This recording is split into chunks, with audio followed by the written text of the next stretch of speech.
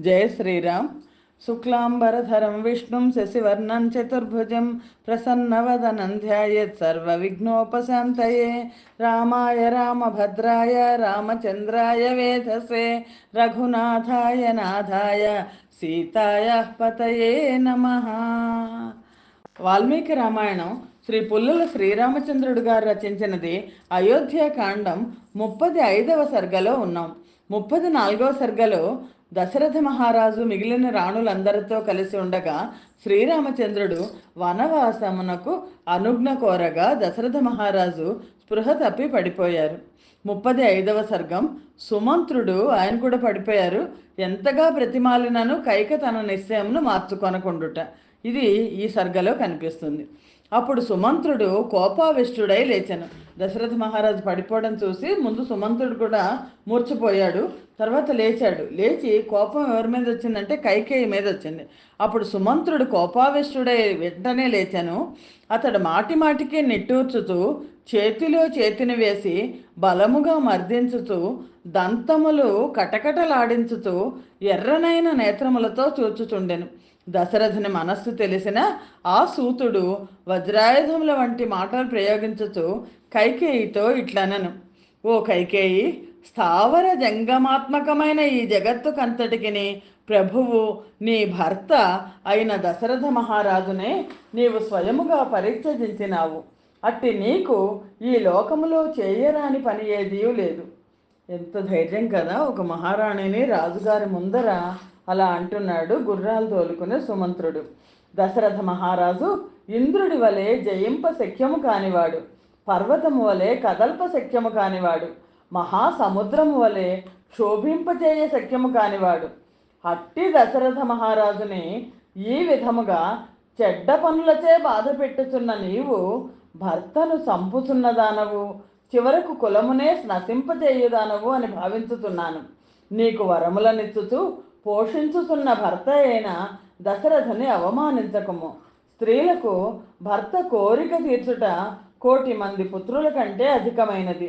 సుమంత్రుడు ఏం చేయలేక కైకేయిని అడుగుతున్నాడమ్మా, నీ కోరికను వెనక్కి తీసుకోని.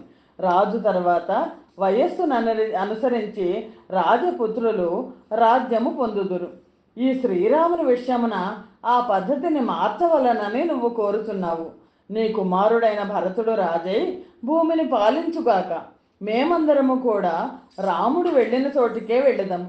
నీవిప్పుడు చేయదలుచుకున్న మర్యాదా విరుద్ధమైన పనిని బట్టి నీ దేశములో బ్రాహ్మణుడైన వాడెవ్వడనూ నివసింపకూడదు.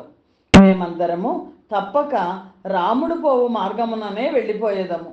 బంధువుల చేతను బ్రాహ్మణులందరి చేతను సత్పురుషుల చేతను విడువబడిన నీకు రాజ్యము లభించినను ఏమి ఆనందం పొందగలవు? నీవు ఆ విధమైన మర్యాదకు విరుద్ధమైన పని చేయుచున్నావు. నీవు ఈ విధముగా ప్రవర్తించుతుండగా భూమి వెంటనే బద్దలై నిన్ను తనలో కలుపుకొనుటకపోవుట చూచుచుండగా నాకు ఆశ్చర్యము కలుగుతున్నది. ఇలాంటి ఇంత భయంకరమైన కోరిక కోరితే భూమి ఎందుకు పగిలిపోలేదు అని అంటున్నాడు. శ్రీరాముని వనమునకు పంపవలనని పట్టుచున్న నిన్ను గొప్ప బ్రహ్మర్షులు సృజించినవి, ప్రజ్వలించుతున్నవి, చూచుటకు భయంకరముగా ఉంటున్నవి అగునకు ఛీ అను వాగ్దండములైనను దహించుటలేదు. ఇది ఆశ్చర్యముగా ఉన్నది. ఎవడైనా మామిడి చెట్టును గొడ్డలతో నరికివేసి వేప చెట్టుకు ఉపచారం చేసినను, దానిని పాలు పోసి పెంచినను అది వాని విషయమును కూడా మధురముగా ఉండదు. కౌసల్యాదులను కాదని దశరథుడు నిన్ను ఇంత ప్రేమగా చూచినా నీవు అతని విషయమున చాలా కటువుగానే ప్రవర్తించుతున్నావు. జన్మతా వచ్చిన నీ స్వభావము నీ తల్లి స్వభావము వంటిదే అని అనుకుంటున్నాను. వేప చెట్టు నుండి తేనె కారునా అనే లోకములో ప్రసిద్ధమైన సామెత ఉండనే ఉన్నది కదా. కైకేయిని తిడుతూ మీ తల్లి కూడా బహుశా ఇలాగే ఉంటుందని, అందుకనే పిల్లలు ఏదైనా తప్పు చేస్తే తల్లిదండ్రులను తిడతారు. నీ తల్లికి ఏ విధముగా చెడ్డ పట్టుదల ఉండేటిదో దానిని గూర్చి మేము పూర్వము విని ఉన్నాము. అందుచే మాకు తెలుసును. ఒక మహాపురుషుడు నీ తండ్రికి ఒక గొప్ప వరమునిచ్చెను. దాని ప్రభావంచే నీ తండ్రి సమస్త ప్రాణుల ధ్వనులను అర్థం చేసుకొనివాడు. తిర్యక్ జంతువులు మాటలాడు మాటలు కూడా అతనికి అర్థమయ్యేటివి. ఒకనాడు నీ తండ్రి యొక్క శయనము దగ్గర జృంభమును ఒక చీమ మాటలాడిగా దాని భావము నీ తండ్రికి తెలిసి అతడు బిగ్గరగా నవ్వెను. అప్పుడు నీ తల్లి అతడు తనను పరిహసించుతున్నాడనుకొని భావించి కోపగించి ప్రాణము పోయినను సరే అని తలుచుతూ, రాజా, నీ నవ్వునకు కారణమేమో తెలుసుకొన తలుచుతున్నాను అని పలికెను. రాజు ఆమెతో, ఓ రాణి, నేను నీకు కారణము చెప్పినచో వెంటనే నాకు నిస్సంశయముగా మరణము కలుగును అని చెప్పాను. అప్పుడు నీ తల్లి ఆ కైకేయ రాజుతో, నీవు జీవించనా జీవించము, లేదా మరణించము, ఏమైనను నీ నవ్వునకు కారణము చెప్పి తీరవలెను. నన్ను ఈ విధముగా పరిహసించుటకు వీలు లేదు అని పలికెను. కేకయ మహారాజు భార్య మాటలు విని వరమునిచ్చిన ఆ మహాపురుషునకు ఈ విషయంనంతయు జరిగినది జరిగినట్లు చెప్పాను. వరమిచ్చిన ఆ మహాపురుషుడు నీ తండ్రితో, ఓ రాజా, ఈమె మరణించినను నశించినను నీవు మాత్రము ఈ రహస్యమును చెప్పకము అని పలికెను. ప్రసన్నమైన మనస్సు గల ఆ మహాపురుషుని మాటలు విని ఆ రాజు నీ తల్లిని తిరస్కరించి కుబేరుడు వలె సుఖముగా ఉండెను. పాపిష్టి దృష్టి కల కైకేయి, నీవు కూడా నీ తల్లి వలనే దుర్జనులు అనుసరించ మార్గమున ప్రవర్తించుచు అజ్ఞానముచే ఈ దశరథుని విషయమున ఈ విధముగా చెడ్డ పట్టుదలను వహించి ఉన్నావు. కొడుకులకు తండ్రి గుణములు, కూతుళ్లకు తల్లి గుణములు వచ్చునను లోకములో ప్రసిద్ధముగా ఉన్న మాట సత్యమే అని ఇప్పుడు నాకు తోచుచున్నది. నీవు ఈ విధముగా తల్లి పోలిక కలదానవు కాకుము. రాజు చెప్పినది అంగీకరించి అతని కోరిక ప్రకారము ప్రవర్తించి ఈ పౌర జనపదాదులందరినీ కాపాడుము. నీవు పాపాత్ములు చెప్పు మాటలు విని దేవేంద్రునితో సమానమైన ప్రభావము కలవాడు, భూలోకమునకు ప్రభువు అయిన నీ భర్తకు అధర్మము సంక్రమించున్నట్లు చేయకుము. దోషములు లేనివాడు శ్రీమంతుడు అయిన దశరథ మహారాజు నీకిచ్చిన మాటను అసత్యము చేయజాలడు. అందుచే నీవే నీ అభిప్రాయమును మార్చుకొనవలెను. కైకేయిని సుమంత్రుడు బతిమలాడుతున్నాడు, అభిప్రాయాన్ని మార్చుకో అని. రాముడు అన్నదమ్ముల్లో శ్రేష్ఠుడు, ఉదార స్వభావుడు, కార్యములను నిర్వహించుటలో సమర్థుడు, స్వధర్మమును కాపాడుకొనువాడు, ప్రాణులందరినీ రక్షించువాడు, మహాబలశాలి. అట్టి రామునకు రాజ్యాభిషేకము జరుగునట్లు చూడుము. రాముడు తండ్రి అయిన దశరథ మహారాజును విడిచి అడవికి వెళ్ళినచో లోకములో నీ విషయమున అపవాదము వ్యాపించును. అందుచే శ్రీరాముడే రాజ్యమును పాలించుగాక. నీ మనస్సులోని సంతాపమును విడువుము. రాజ్యమును పరిపాలించుటకు సమర్థుడు రాముడు తప్ప వేరెవ్వరూ ఈ అయోధ్యలో లేరు. రామునకు యవ్వరాజ్యాభిషేకము చేసిన పిమ్మట మహాబలశాలి అయిన దశరథ మహారాజు తన పూర్వ పురుషుల ఆచారమును పాటించుతూ తపస్సుకై అడవికి వెళ్ళెను. సుమంత్రుడు ఈ విధముగా దశరథుని సమక్షమున మంచి మాటలు, తీవ్రమైన మాటలు చెప్పి కైకేయి కలతని చెందునట్లు చేసి మరలా నమస్కరించుతూ నిలబడెను. సుమంత్రుడు ఎన్ని చెప్పినను ఆ కైకేయి ఏ మాత్రము కలత చెందలేదు. ఆమె మనస్సులో ఏ మాత్రము బాధ కలగలేదు. ఆమె ముఖవర్ణములో కూడా మార్పు కనబడలేదు. సుమంత్రుడు ఎన్ని తిట్టినా ఎన్ని చెప్పినా కైకేయి మారలేదు. శ్రీమద్ రామాయణం నందలి అయోధ్యాకాండలోని 35వ సర్గము సమాప్తము. జై శ్రీరామ్.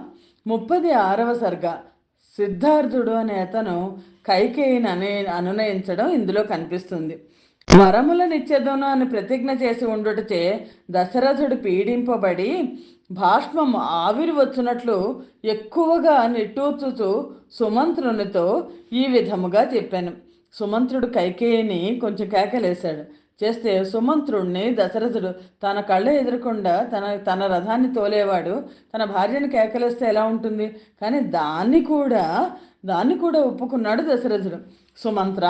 సుమంత్రుడు ఏమన్నా అంటే మేమందరం వెళ్ళిపోతాం అన్నాడు కదా. అందుకని దశరథుడు చెప్తున్నాడు, సుమంత్ర, రాముని వెనకనే అరణ్యమునకు వెళ్ళుటకు రత్నములతో నిండిన చతుర్విధ బలములు కల సైన్యమును వెంటనే ఏర్పరచుము. సంగీతాది ధ్వనులు చేయు వేశ్యలు, గొప్ప ధనము గల వర్తకులు సైన్యమునందంతటను వ్యాపించి దానిని శోభింపచేయుదురుగాక. రామునిపై ఆధారపడి జీవించు వారికిని బల ప్రదర్శనాదులచే రాముడు ఎవ్వరితో క్రీడించుచుండునో అట్టి వారికిని అధికమైన ధనము ఇచ్చి వారిని కూడా ఈ సేనతో రాముని వెంట పంపుము. శ్రేష్టమైన ఆయుధములు, పౌరులు, శకటములు, అరణ్యములో నివసించు బోయేవారు రాముని వెంట వెళ్ళెదరుగాక. ఇంకా రాముడు వెళ్ళిపోతున్నాడు కాబట్టి మనందరం కూడా రాముడి వెంట వెళ్ళిపోదాం అని చెప్పేసి సైన్యము, వేశ్యలు, వర్తకులు, మొత్తం అంతా అందరూ బలప్రదర్శనాదులతో జీవించేవాళ్ళు అందరూ రాముడితో పాటు వెళ్ళిపోవాలి అని చెప్తున్నాడు దశరథుడు. రాముడు అరణ్యములో మృగములను, ఏనుగులను వేటాడుతూ అక్కడ లభించు తేనెను తాగుచూ అనేక విధములైన నదులను చూచుచూ సుఖముగా ఉండి రాజ్యమును గూర్చి స్మరించడు. నిర్జన వనములో నివసించు రాముని వెంట నా ధాన్య కోసము, ధాన్యాగారాన్ని కూడా పంపించేయమంటున్నాడు, ధన కోసమును కూడా పంపుము. పుణ్యక్షేత్రములందు యాగములు చేయొచ్చు తగిన దక్షిణాలను ఇచ్చుచు రాముడు ఋషులతో కలిసి వనములో సుఖముగా ప్రవాస కాలము గడపగలడు. ఎంత అద్భుతంగా ఉంది కదా! అలా పంపిస్తే నిజంగా బాగుండేది. భరతుడు అయోధ్యను పాలించగలడు. శ్రీమంతుడైన రామునకు సమస్తమైన భోగ్య వస్తువులను ఇచ్చి పంపించు. మొత్తం అయోధ్యలో ఉన్న భోగ్య వస్తువులన్నీ రాముడితో పంపించే. ఇంకా భరతుడు పరిపాలించేది ఏముంది? మొత్తం భవనాలు మాత్రమే పరిపాలిస్తాడు. దశరథుడు ఇట్లు చెప్పుచుండగా కైకేయికి భయము కలిగాను. ఆమె ముఖము వాడిపోయాను, కంఠస్వరము కూడా దుర్బలమయ్యాను. ఆమె దిగులు పడి భయపడుతున్నదై వాడిపోయిన ముఖముతో రాజును చూచుచు, అయ్యో ఇలా అడగలేదే నేను అని అనుకుని ఉంటుంది బహుశా కైకేయి. రాముడు ఒక్కడే వెళ్ళాలి, ఇంకెవరు వెళ్ళకూడదని అనలేదే అని అనుకుంది. సత్పురుషుడైన రాజా, జనులందరూ వెళ్ళిపోయిన తర్వాత శూన్యమై అనుభవించుటకు ఏమయో మిగలని ఈ రాజ్యము సారమును ఇతరులు త్రాగివేసిన మద్యము వలె ఉండును.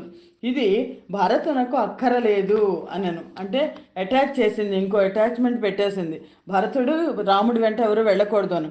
కైకేయి సిగ్గు విడిచి అతి దారుణంగా పలికిన మాటలు విని దశరథుడు ఆమెతో, కైకేయి, నీవు నాకు శత్రువు, నన్ను కాడికి కట్టినావు, నేను లాగుచుండగానే ఇంకనూ నన్ను పొడుచుతున్నావేమి? నేను ప్రారంభించిన రామునితో సైన్యాదులను పంపుట అన్న పనిని ముందుగా నీవు ఎందుకు అడ్డుకొనలేదో ముందు చెప్పలేదు కదా నువ్వు. ఇప్పుడు నేను పంపిస్తే తప్పేంటి అంటున్నాడు. రాజు కోపముతో పలికిన ఈ మాటలు విని కైకేయి రెట్టింపు కోపముతో రాజుతో, నీ వంశమునందే సగరుడనే రాజు అసమంజుడనే తన జ్యేష్ఠపుత్రుని రాజ్యము లేకుండా అడ్డగించి అతన్ని వెడలగొట్టాను. ఈ రాముడు కూడా అట్లే వెళ్ళవలను అన్నాం. కానీ కైకేయి ఎంత దుర్మార్గంగా అందంటే, అసమంజుడు అనే కొడుకు సగరుడి కుమారుడు చాలా దుర్మార్గుడు వాడు. కానీ కైకేయి శ్రీరాముడు దుర్మార్గుడు కాదు కదా. కైకేయి మాటలు విని దశరథుడు, ఛీ, ఎంత మాట అంటివి అని మాత్రమే పలికాను. అక్కడ ఉన్న వారందరూ సిగ్గుపడ్రి. ఇంతైనను కైకేయి ఏమీ లెక్క చేయలేదు. ఆ మాటలు విని వృద్ధుడు, మంచి స్వభావము కలవాడు, రాజునకు అభిమాన పాత్రుడు అయిన అక్కడే ఉన్న సిద్ధార్థుడనే మంత్రి కైకేయితో ఇట్లనను, దుర్మార్గుడైన అసమంజుడు మార్గంలో ఆడుకొంచున్న పిల్లలను పట్టుకొని సరయూ నదిలోనికి వారిని విసిరివేసి ఆ విధముగా క్రీడించుచుండేవాడు. పౌరులందరూ అది చూచి కోపగించి రాజుని, రాజా, నీకు ఒక్క అసమంజుడు మాత్రమే కావలనో లేక మేము కావలనో కోరుకోనుము అని అడిగిరి.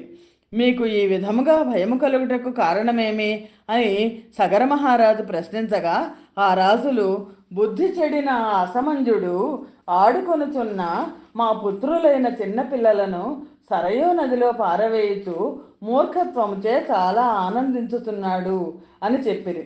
సగర చక్రవర్తి ప్రజల మాటలు విని వారికి ప్రియము చేయదలిచిన వాడే ఆ పుత్రుని విడిచివేశాను.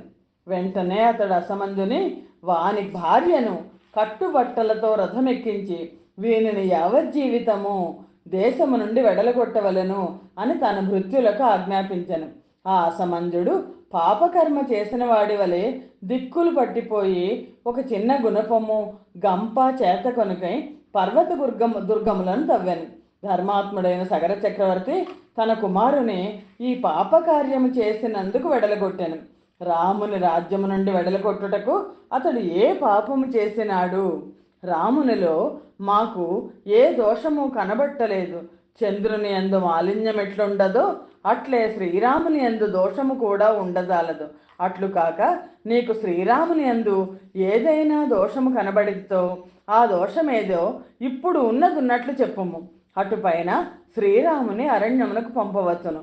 దోషములు ఏమీయూ లేక ధర్మ మార్గమునందు మాత్రమే సంచరించుతున్న వారిని విడిచివేయుట అన్నది ధర్మ విరుద్ధమగుటచే అది దేవేంద్రుని ఐశ్వర్యమును కూడా భస్మము చేయును.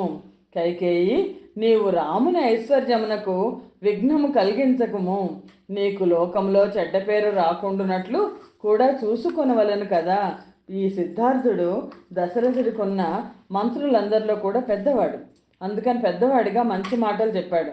కానీ కైకేయి వింటుందా? సిద్ధార్థుని మాటలు విని రాజు మిక్కిలి అలసిపోయిన కంఠస్వరముతో, దుఃఖముచే పీడించబడిన వాక్కుతో కైకేయితో, చెడ్డ నడవడిక గల ఓ కైకేయి, నీవు సిద్ధార్థుని మాటలు కూడా వినటలేదు. చెడ్డ చేష్ట గల నీవు కుత్సితమైన మార్గమును అవలంబించి నా హితమును కాని నీ హితమును కాని తెలుసుకొనజాలకున్నావు. నీవు చేయి పని సన్మార్గమునకు విరుద్ధముగా ఉన్నది.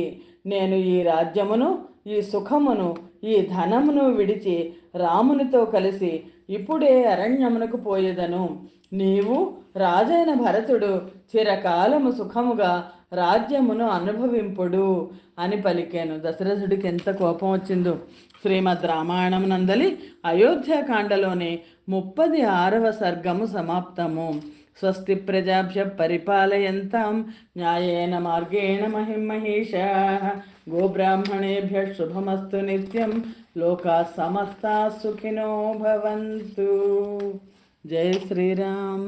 సర్వం శ్రీరామ శ్రీరామార్పణమస్తు.